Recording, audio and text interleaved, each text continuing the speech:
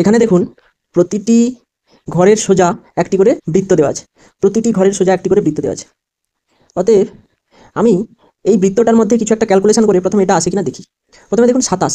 27 কত হয়? 27 3 গুণিতক 3 গুণিতক 3, অর্থাৎ 3-এর কিউবকে আমরা 27 বলতে পারি। 64 64 4 গুণিতক 4 গুণিতক 4, 4 4 16 4 64, 64কে আমরা 4-এর কিউব বলতে পারি। আর 1কে তো আমরা 1-এর কিউব বলতেই পারি, 1-এর কিউব একই হয়। দেখুন এখানে যদি আমরা এইখানে দেখুন যদি আমরা 11 থেকে 8 বাদ দিই পাবো 3, আর এই 3-এর যদি কিউব করি তাহলে আমরা কত পাবো? 27। আবার দেখুন 5 বিযুক্ত 4 যদি করি পাবো 1, 1-এর কিউব যদি করি আবার কত পাবো? 1। এইখানে যে লজিকটা কাজ করছে এখানেও একই লজিক, আমি এখানেও দেখবো একই লজিক কাজ করছে কিনা। 7 থেকে যদি আমি 3 বাদ দিই আমি পাবো কত? 4। আর 4-এর যদি কিউব নিই তাহলে আমি কত পাচ্ছি? 64। যেহেতু 3 জায়গায় একই লজিক কাজ করছে তাহলে এখানেও আমি একই লজিক কাজ করাবো। 8 থেকে 2 বাদ দেবো, দিলে পাবো 6, 6-এর কিউব নেব হবে 216। অ্যান্সার হবে 216, 6-এর কিউব 216।